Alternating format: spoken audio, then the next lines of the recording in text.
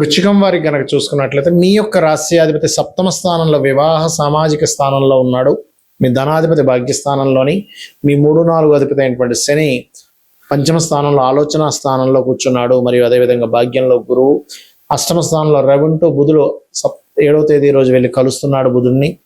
దశమ స్థానంలో శుక్రకేతువుల కలయిక ఉంది, గుర్తుపెట్టుకోండి. అదేవిధంగా చంద్రుడు మీకు 2వ స్థానం నుంచి అష్టమ స్థానం వరకు తిరుగుతూ ఉంటాడు, సప్తమ స్థానం వరకు. ఇది ఈ యొక్క గ్రహస్థితిని అనుసరించి మీకు ఎలా ఉండబోతుంది, ఏ దేవతారాధన చేయాలి, ఎటువంటి విషయాల పట్ల మీరు జాగ్రత్త వహించాలనేటువంటి అంశాలు చెప్తుంది. నేనైనప్పటికీ చెప్పిస్తుంది సాక్షాత్ లలిత అమ్మవారిగా భావిస్తూ ఆ లలితాంబిక అమ్మవారి యొక్క అనుగ్రహం మీకు పరిపూర్ణంగా కలగాలని మనస్ఫూర్తిగా కోరుకుంటూ, ఇక్కడ గమనించినట్లయితే మీ యొక్క రాస్యాధిపతి ఎవరైతే ఉన్నారో, మీ లగ్నాధిపతి ఎవరైతే ఉన్నారో, మీ రాస్యాధిపతి ఎవరైతే ఉన్నారో సప్తమ స్థానంలో ఉన్నందుకు కొంచెం గట్టి ప్రయత్నం చేస్తారు. వివాహము, వ్యాపార సంబంధించిన విషయాల్లోనే మార్పు రావడం కోసం ఇది కొంతవరకు తోడ్పడుతుంది. కాకపోతే వృశ్చికం వారికి దశమ స్థానంలో అంటే వృత్తి స్థానంలో వ్యయాధిపతి సప్తమాధిపతి అయిన శుక్రుడు వృత్తి స్థానంలో ఉన్నందుకు మీకు లేదా మీ జీవిత భాగస్వామికి ఉద్యోగ సంబంధించినటువంటి అంశాల్లో మార్పులు కనబడుతున్నాయి, మార్పులు జరుగుతాయి. కొంచెం ఉద్యోగంలో కొన్నిసార్లు విరక్తి, వైరాగ్యము వదిలేయాలనిపించడం జరుగుతూ ఉంటుంది. అటువంటి వాటికి లోన్ అవ్వకండి. ఒకవేళ అలాంటిది ఏదైనా కండిషన్స్ వచ్చినట్లయితే మీరు చక్కగా లలితా సహస్రనామాల్లో ఓం మాణిక్య మకుటాకార జానుద్వయ విరాజితాయ నమః అనే మంత్రాన్ని 48 నిమిషాలు చేయండి, ఖచ్చితంగా ఫలితం ఉంటుంది.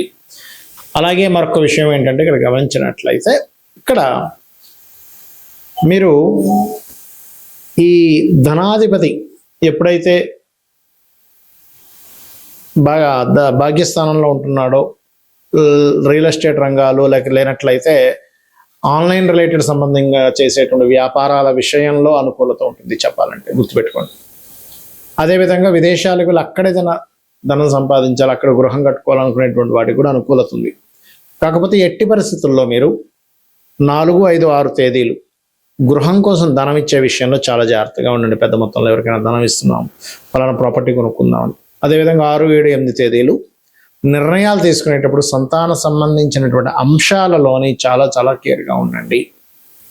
ఇక ఈ దశమ స్థానంలో శుక్రకేతులు ఉన్నందుకు ఇందాక నేను చెప్పినట్టుగా ఆ యొక్క విషయం చేస్తూ కొంచెం కుటుంబ సభ్యులతోని మరియు అందులో ముఖ్యంగా జీవిత భాగస్వామితోని లేదా పార్ట్నర్స్తోని కొంత ఘర్షణ వాతావరణం ఉంది చెప్పాలంటే. సంతానం విషయంలో కొన్ని నిర్ణయాలు తీసుకునే విషయంలో కాస్త జాగ్రత్తగా నిర్ణయాలు తీసుకుని లాంగ్ టర్మ్ నిర్ణయాలు తీసుకోవడం మంచిది, షార్ట్ టర్మ్ విషయాల కంటే కూడా. ఇక మీరు నిత్యము చేయవలసింది కాలభైరవుడి యొక్క అష్టకం చేయండి, అన్ని విధాలా మీకు బాగుంటుంది. కొన్ని గ్రహాల యొక్క కంజంక్షన్ ఏవైతే ఉంటుందో ఈ కంజంక్షన్స్ అనేటువంటివి మీ పర్సనల్ చార్ట్లో ఉన్నా లేకపోతే జనరల్గా గోచారంలో వచ్చినప్పుడు ఒక 15 to 20% దాని ఎఫెక్ట్ చూపిస్తుంది. మీ పర్సనల్ చార్ట్లో వచ్చినప్పుడు మీకు ఆ మహాదశలు అంతర్దశలు వచ్చినప్పుడు మాత్రమే ఎఫెక్ట్ చూపిస్తుంది. ఎందుకంటే ఈ విషయాన్ని నేను మీకు ఎందుకు పర్టికులర్గా చెప్తున్నా అంటే ఇవాళ మనం చూసినటువంటి ఇప్పుడు ఈ 15 రోజులు పక్ష ఫలితాల్లో చెప్పుకునేటువంటి గోచారంలో చాలా స్పష్టంగా శుక్రకేతువుల యొక్క ఎఫెక్ట్ ఎక్కువగా ఉంటుందని చెప్పుకున్నాం. సో ఈ శుక్రకేతువుల యొక్క ప్రభావం ప్రతి ఒక్కరి జాతకంలో మీకు అది కంపల్సరీ బ్యాడ్ ఎఫెక్ట్ ఇస్తుందా, మంచి ఎఫెక్ట్ కూడా ఇస్తుందా అనేటువంటిది ఒక సిస్టమ్ ఉంది. అదేమిటి అంటే శుక్రుడు ధనము, శుక్రుడు స్త్రీ, శుక్రుడు వివాహము, శుక్రుడు వాహనాలు, గృహాలు, లగ్జరీ లైఫ్. ఈ యొక్క శుక్రుడు కేతుతో కలిసినప్పుడు ఏమవుతుందంటే ఒక్కొక్కసారి వాంటెడ్లీ వీళ్ళకే వాటి మీద ఇంట్రెస్ట్ లేకపోవడం జరుగుతూ ఉంటుంది, లేదా వాటి కోసం ఎంతో ప్రయత్నం చేస్తున్నా సరే సంపాదించినట్టే సంపాదించిపోవడం కూడా జరుగుతూ ఉంటుంది. అయితే ఇది ఎప్పుడు మీరు గనక శుక్ర మహర్దశ కానీ కేతు మహర్దశ కానీ మీ లైఫ్లో ఉండాలి. అంటే ఉదాహరణకి అశ్విని నుంచి మనకి 27 నక్షత్రాలు ఉంటాయి. అశ్విని భరణి దాటిన తర్వాత కృత్తికలో పుట్టారు ఉదాహరణకి, వాళ్ళ శుక్రదశ ఎప్పుడు వస్తుందండి? రాదుగా. వాళ్ళకి ఎప్పుడు వస్తుంది? దాదాపుగా 90 ఏళ్ళకి వస్తుంది. 90 ఏళ్ళకి ఎప్పుడు అప్పుడు ఫలితమే ఉంటుంది, బాగా ఏజ్డ్ పర్సన్ అయిపోయి ఉంటాడు. కాబట్టి అది కాదు. మీరు ఉదాహరణకి అశ్విని నక్షత్రంలో పుట్టారు, లేదా భరణి నక్షత్రంలో పుట్టారు, లేదా రేవతిలో పుట్టారు, లేదా ఉత్తరాభాద్రలో పుట్టారు, ఒక ఏజ్లో వస్తాయి.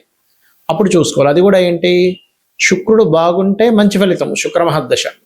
శుక్రుడు పాడ ఇలాగే కేతుతో కలిసి ఉంటే అన్ని స్ట్రక్ అవ్వడం, అంటే భార్య కొన్ని కారణాల వల్ల కొంతమందికి ఎలా ఉంటుందంటే జీవిత భాగస్వామితో విడాకులు అవ్వవు, కానీ జీవిత భాగస్వామి ఒక దగ్గర, వీరు ఒక దగ్గర నివాసం ఉంటూ ఉంటారు, గుర్తుపెట్టుకోండి.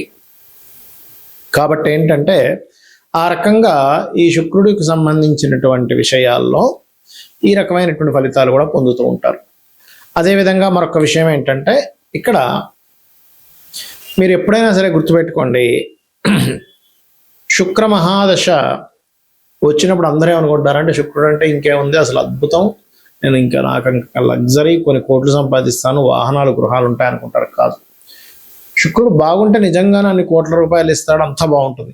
కానీ కేతువుతో కలిసి ఉండి, ఆ కేతువుతో కలిసి ఉండి కూడా కొంతమందికి యోగిస్తుంది. అది ఎప్పుడో చెప్తానండి. కొన్ని కెమికల్ రిలేటెడ్, ఫార్మా రిలేటెడ్ పూజాది కార్యక్రమాలు చేయించేవారు, అమ్మవారు ఉపాసకులు, లక్ష్మీ గణపతి ఉపాసకులు, పూజా సామాగ్రి స్టోర్స్ పెట్టుకునేటువంటి వారికి మళ్ళీ యోగిస్తుంది, గుర్తుపెట్టుకోండి.